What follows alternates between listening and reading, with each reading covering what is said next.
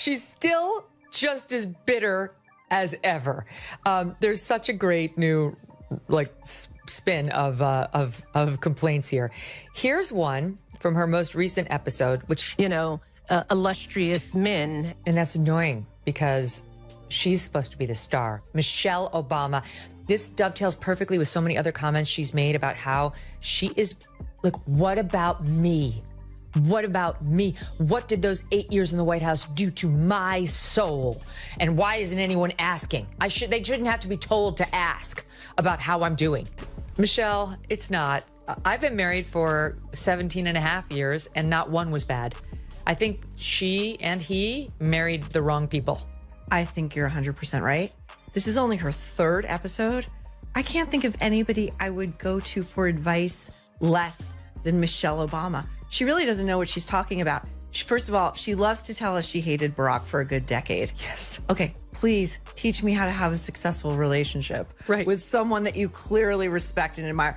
Every time she's on the air, it's like, I'm dragging this ball of dead weight behind me. His name, Barack Obama. He's bringing me down. I'm trying to elevate myself with like these things on my head. It looks like Mickey Mouse. It's so like weird. The two ears up there, these two big balls on the left and the right of her head. Like, what kind of midlife crisis is she in the throes of right now? She used to be America's sweetheart, the down-to-earth first lady with the green smoothies, cardigan sweaters, and catchy slogans like, "When they go low, we go high."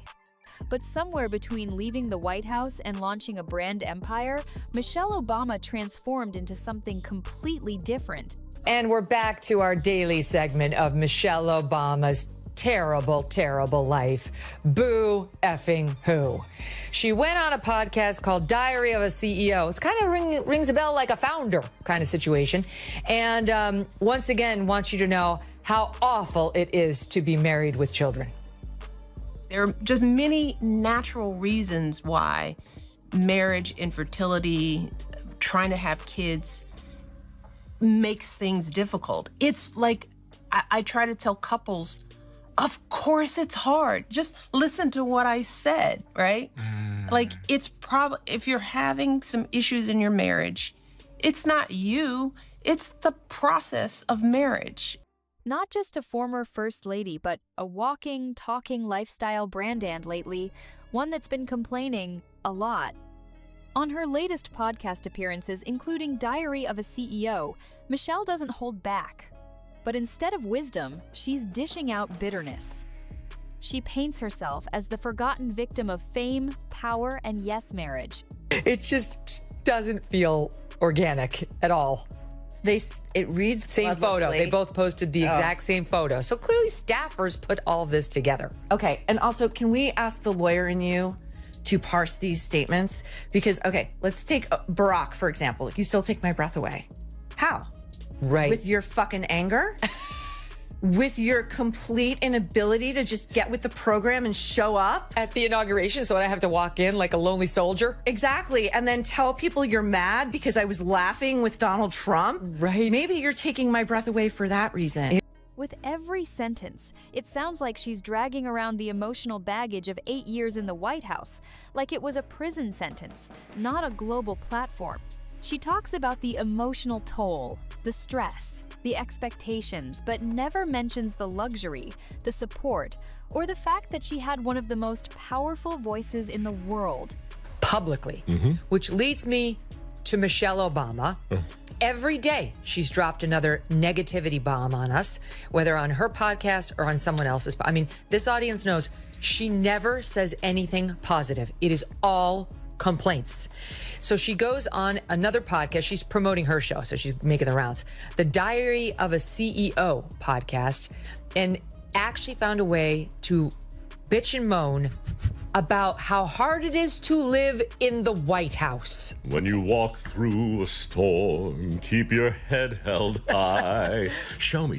What does it look like? It's projecting that if you win, which I thought he could and should, he would be somebody that I would want as my president.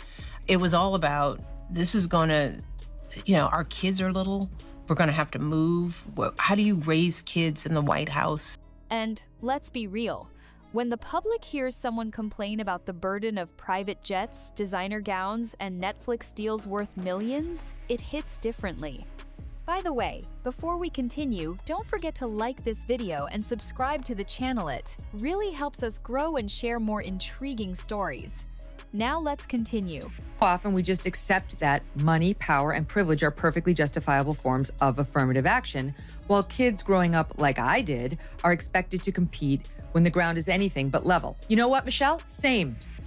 And I'm white. I didn't have any of those advantages. I showed up the day of the SAT. I was like, it's the SAT today? Oh, shit, okay. My friend loaned me a pencil. I never took a review class. We didn't have the money for anything. Like, it's not just a black thing, but... Because it only gets messier from here. Michelle's brand isn't just about empowerment. It's about control, image, and a mountain of contradictions. And those contradictions? They're impossible to ignore once you really look at the brand Michelle Obama has built. Let's talk about the health queen image. Remember when she turned school lunches into kale gardens and quinoa bowls?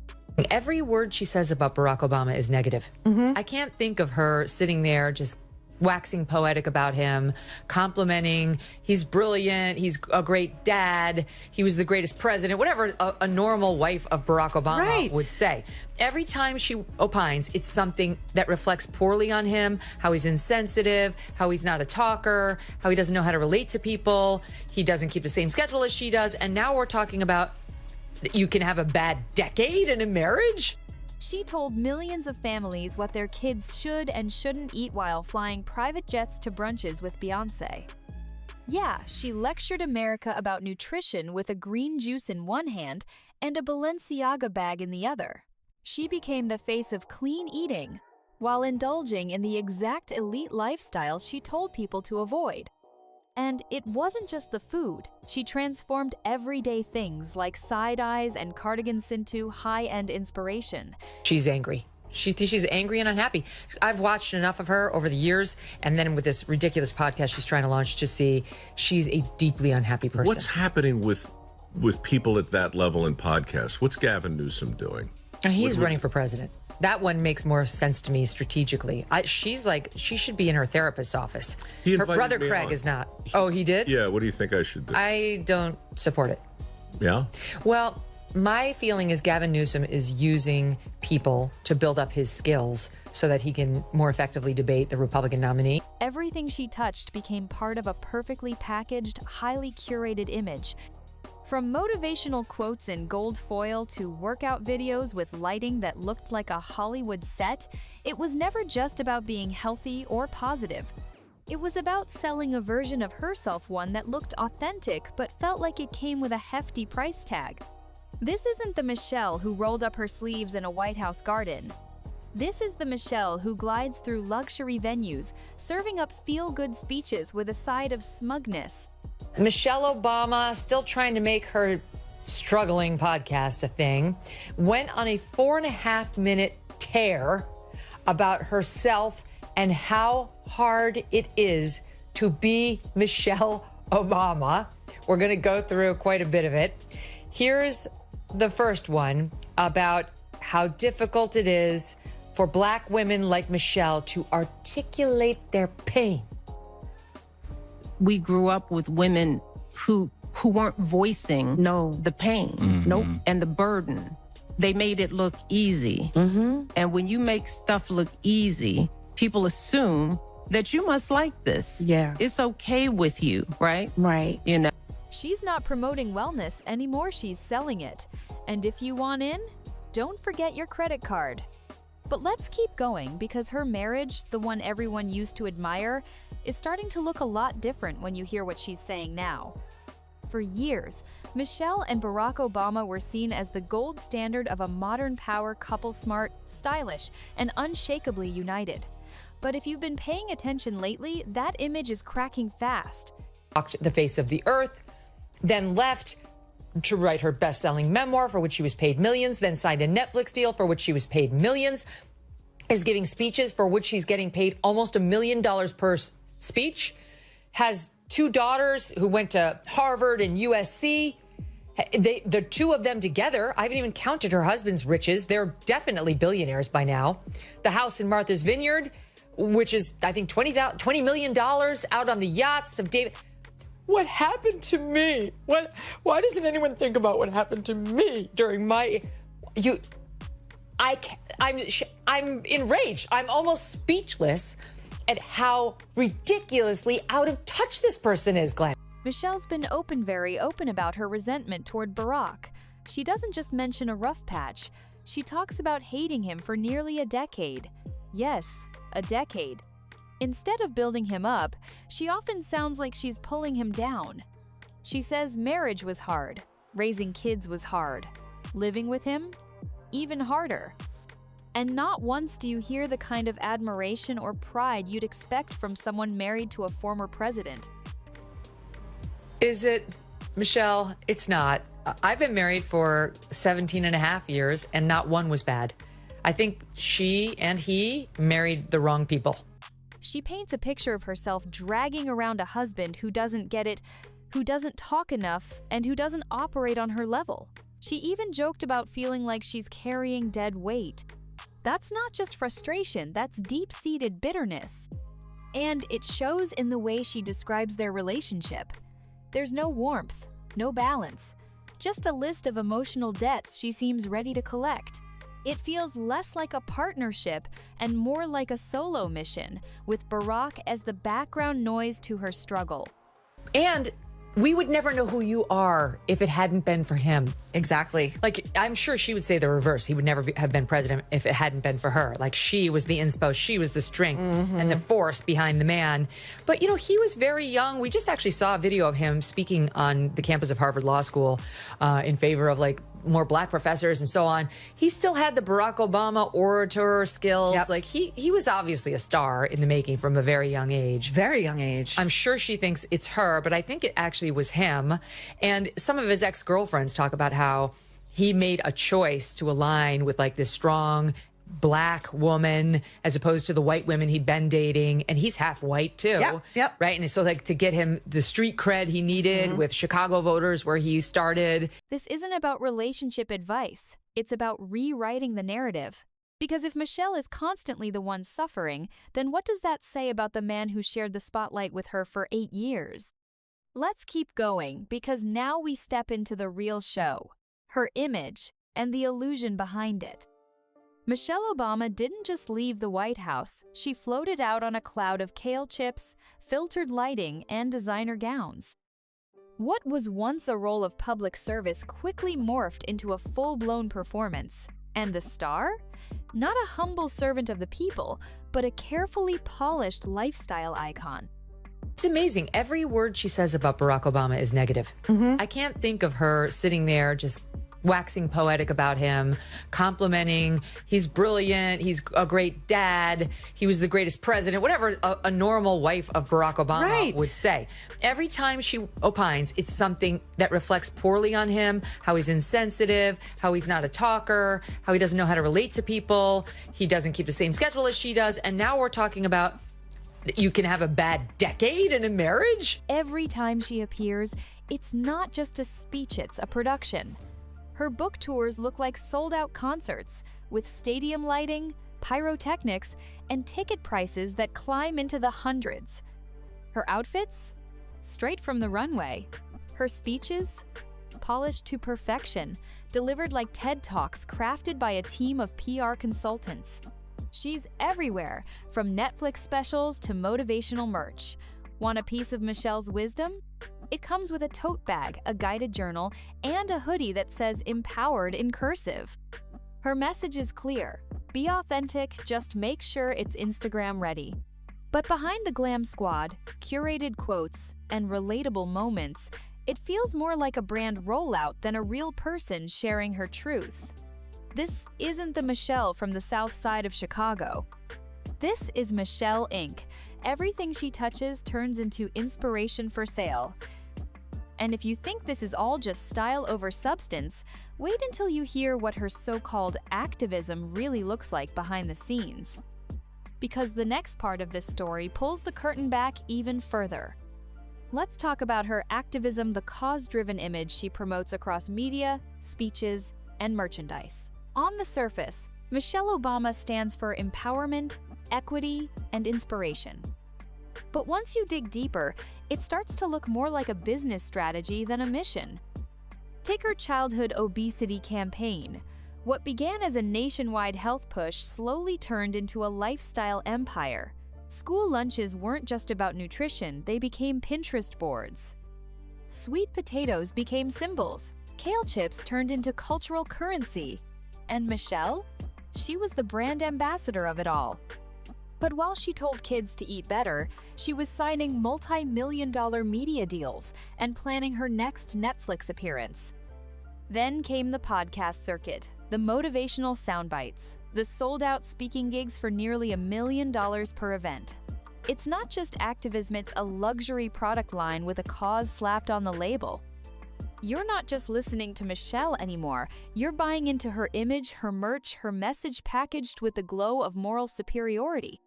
She doesn't do philanthropy, she does brand synergy. For every empowering quote, there's a new product. For every speech about struggle, there's a subscription box. She turned giving back into a marketing funnel. And somehow, the more she talks about being relatable, the more out of reach she becomes. But it doesn't stop there, because when Michelle talks about fairness, she makes it sound like no one else has ever had to struggle except her. Let's get into that next. When Michelle Obama speaks about fairness and opportunity, it always comes back to one message. The system is stacked, and she's the living proof. She shares how hard it was for her to rise up, how unfair it all felt growing up, how success came despite the odds. But here's the thing, she's not exactly the underdog anymore. She talks about inequality like she's still in the trenches, as if she didn't walk out of the White House straight into a $10 million book deal and a Netflix contract that would make Hollywood jealous. And while she lectures America about privilege, she's doing it from a $20 million estate in Martha's Vineyard, with private chefs, stylists, and a glam squad that could prep an award show red carpet. When she says, it's not just a black thing, and tries to universalize her message, it lands flat. She presents her struggles like they're unmatched, like no one else has faced hardship. But what about the kids from broken homes, poor towns, overlooked communities who don't have Netflix deals, Balenciaga wardrobes, or paid stadium tours? Even the most personal moments get turned into messaging. She makes every burned toast or traffic jam into a metaphor, every setback into a lesson. But somehow, every one of those lessons ends the same way. Michelle is wise, strong, and most importantly, right. And while she frames it as humility, it's starting to feel more like a polished sales pitch. Now let's look at how this carefully built image of strength keeps feeding the brand own teachable moment at a time. Every awkward moment, every inconvenience, Michelle Obama turns it into a moral lesson. Stuck in traffic? That's a teaching opportunity. Burnt toast? A metaphor for resilience. It's like she can't just have a bad day. It has to become a sermon. And somehow, those sermons always circle back to the same theme. Michelle endured, Michelle overcame, and now Michelle is here to enlighten you. She doesn't just talk, she delivers narratives crafted with the precision of a PR campaign, polished until they shine like award-winning documentaries. But instead of feeling inspired, you start feeling sold to. It's not motivation anymore, it's a lifestyle, infomercial wrapped in poetic one-liners. She wants you to believe she's raw and real, but even her side eyes feel edited for a highlight reel. She'll spend 4.5 minutes talking about the pain of being Michelle Obama and why the world doesn't understand her struggle. And just when you think you're getting a glimpse of vulnerability, she pivots to brand building. Cartoon vegetables voiced by Michelle?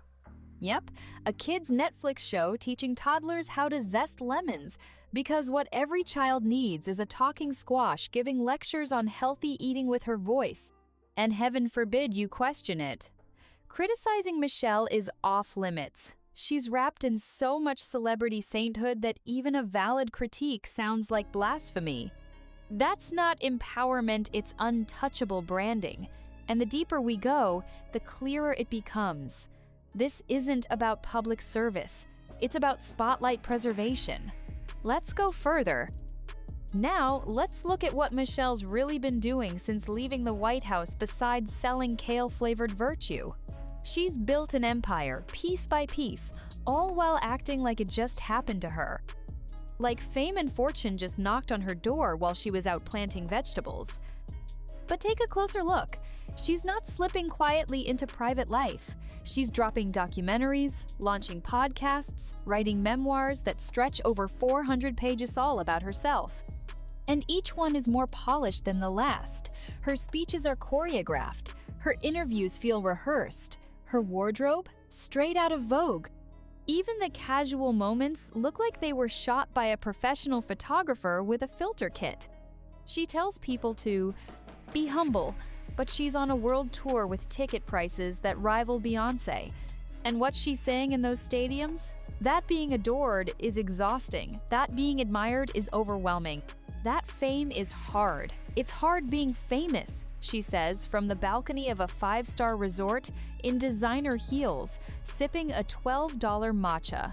And yet, she keeps saying this isn't what she wanted, that she never asked for this life. But somehow, there's always a new product, a new show, a new Michelle-approved journal ready for purchase. If this is what reluctant looks like, it's more strategic than spontaneous. Now, let's turn the spotlight to something even more revealing: how she talks about the very man who made her a household name, Barack Obama. And trust me, it's not all flattering. When Michelle Obama talks about Barack, it's rarely with admiration. You'd expect a former First Lady to speak proudly of her husband, the former President of the United States. But listen closely and you'll notice something strange. It's all digs, distance, and disappointment. She doesn't say he's brilliant. She doesn't call him a great father or a strong leader. Instead, she paints him as distant, emotionally unavailable, and even insensitive. She says he doesn't talk enough, that he's not on her schedule, that their marriage had an entire bad decade. That's not a rough patch. That's 10 years of resentment. And she never balances it out. There's no moment where she celebrates him, no stories about his successes or sacrifices. Instead, she highlights his flaws like they're bullet points in her next speech.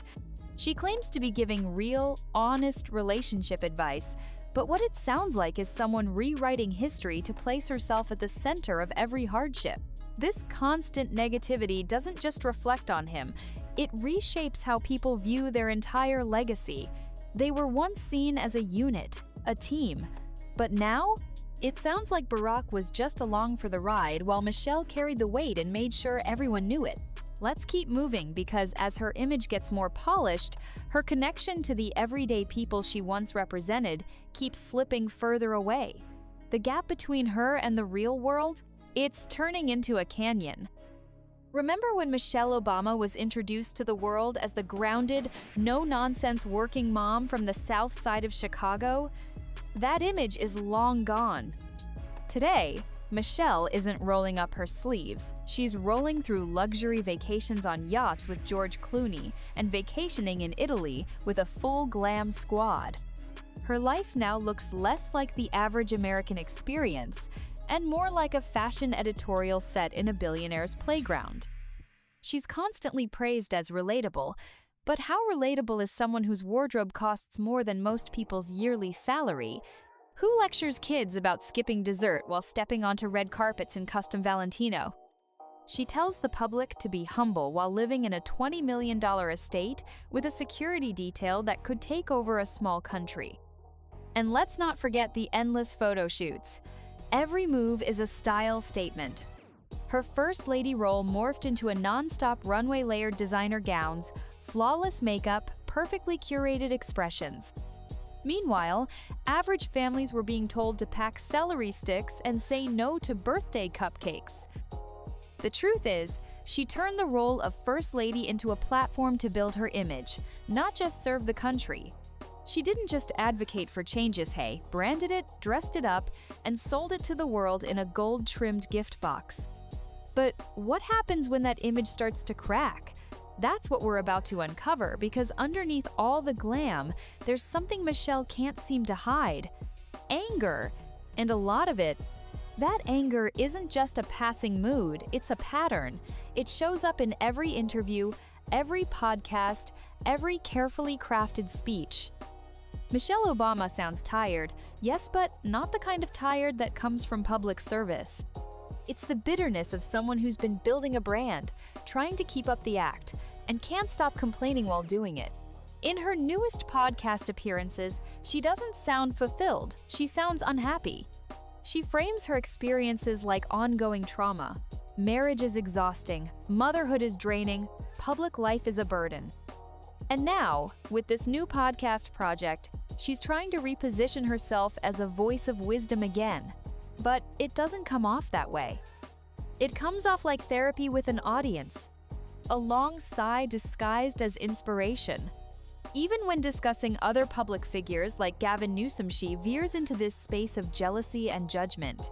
Her brother Craig has kept a lower profile, but Michelle keeps stepping out, trying to reclaim relevance. Yet, the tone is never light, it's heavy, defensive, like the world never appreciated her enough. And now it's her mission to make sure we all know it. The worst part?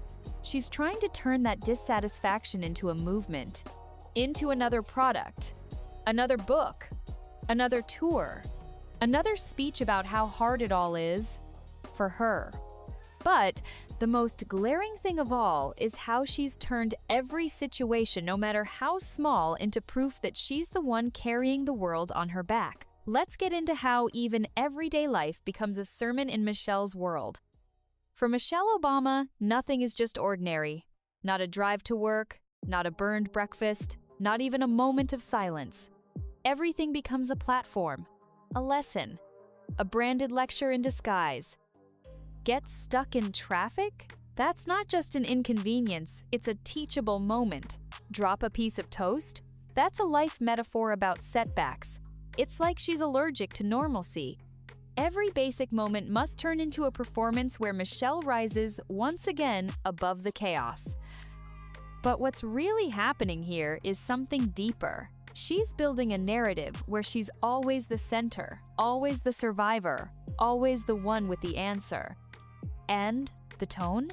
It's never warm or encouraging. It's smug. Every talk feels like a scolding wrapped in a humble brag. You leave the room not feeling lifted, but reminded that Michelle endured more, knew better, and came out shinier than you ever could. Even her so-called inspirational talks feel like infomercials. Eat your veggies. Buy my memoir. Embrace your struggle, but only if it fits on a coffee mug. It's not about helping people. It's about staying relevant, staying adored, and making sure every whisper of hardship is tied to a logo. Every move, every word, feels less like a connection and more like a campaign.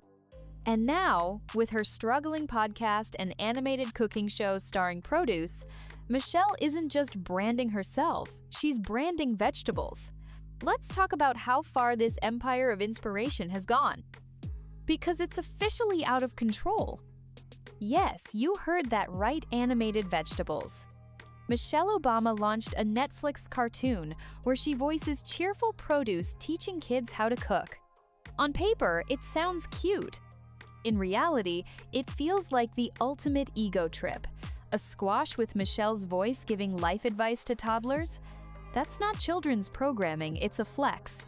Because somewhere along the way, she decided the world didn't just need her speeches, her books, her podcasts. No hat the world really needed was Michelle Obama, the cartoon character. It's like she looked at Big Bird and thought, "Move over, I've got this." And this isn't just a fun side project. It fits perfectly into the empire she's been building. Inspirational TV shows, moral branding, and now, voiceovers that make vegetables sound like life coaches. This is how deep the obsession with image has gone. She's not just influencing cultures, he's trying to animate it, market it, and sell it with a smile. But don't you dare question it. Michelle's brand is sacred. She's been wrapped in so much praise and celebrity worship that any criticism is treated like heresy. Say something negative, and suddenly you're the problem. You don't get her struggle. You're not enlightened enough to understand her journey. It's not about helping anymore. It's about control, image, legacy, and all of it crafted with surgical precision. Let's talk about the real money machine behind this empire, because what she's earning and how she's earning, it says more than any speech ever could. Michelle Obama isn't just giving speeches, she's cashing checks the size of small country budgets. We're talking hundreds of thousands per appearance, sometimes close to $1 million just to walk on stage and say what she's already said 100 times before. And people line up for it, not because of what she says, but because of who she is. Her best-selling memoir, written with the help of a team, polished like a magazine cover, and promoted like a world tour. It's 400 pages of curated anecdotes and self-congratulation. And if that wasn't enough, it came with a matching Netflix deal. Inspirational? Maybe to some. But it reads more like a corporate manifesto written by a committee of brand consultants and Instagram wellness influencers. Even her speeches are designed like luxury experiences. Lights, music, merch stands where fans can buy tote bags, guided journals, and hoodies with slogans like power, grace, and resilience. It's not a book tour. It's a boutique pop-up disguised as empowerment. And somehow, this woman who claims she never wanted fame managed to turn every public role into a private goldmine. She sells inspiration like skincare. She markets struggle like it's a lifestyle plan. And she does it all while reminding us that she's just a regular mom who happens to vacation on yachts and wear custom gowns. But there's one part of this whole machine that truly exposes everything, the way she constantly tries to rewrite her legacy while tearing down Barack's. Let's break that down next. When it comes to Michelle talking about Barack Obama, there's one thing that keeps coming up: criticism. Not quiet, behind-the-scenes frustration. No, we're talking public, repeated, and strangely personal. It's almost like every time she opens up about him, it's less about their love story and more about showing how she had to endure him. She doesn't say he's brilliant. She doesn't say he was a great president, a great husband, or even a great dad. What we hear instead is how hard it was to be married to him, how he didn't talk enough, how he didn't keep the same schedule, how their marriage had a whole bad decade, 10 years of tension, and she brings it up like a badge of honor. Meanwhile, she keeps the spotlight firmly on herself as the one who struggled, who sacrificed, who made it all work. It's a complete rewrite of the image they once sold America. That power couple from 2008? Gone. Now it's Michelle, the misunderstood wife of the man who apparently never quite measured up in her eyes. It leaves you wondering, is this empowerment? Or is it revenge? Because every comment she makes about Barack seems to chip away at his legacy, while building hers even higher. Let's wrap this up by looking at how Michelle turned that entire White House experience into a lifestyle empire. Not through leadership, not through policy, but through branding so powerful, it makes you forget she was ever just a first lady. After all the speeches, the books, the merch, and the moral monologues, one thing is crystal clear: Michelle Obama isn't just a former first lady anymore. She's a brand, a machine. A carefully constructed symbol of curated perfection sold to the world as empowerment, but wrapped in luxury, exclusivity, and high-end marketing. She left the White House, but took the spotlight with her, and she never let go. She turned self-congratulation into a multi-platform empire. One moment, she's on a podcast venting about how hard it is to be Michelle, and the next, she's launching a new line of journals, hoodies, and guided life planners. Each product stamped with inspiration, each message crafted to feel intimate, but delivered like a billboard. She says she's authentic, but her authenticity is the Hollywood kind, designed by stylists, approved by consultants, and polished until it shines like a trophy. She doesn't challenge the system. She licenses it. She doesn't fight for changes. He monetizes the idea of change.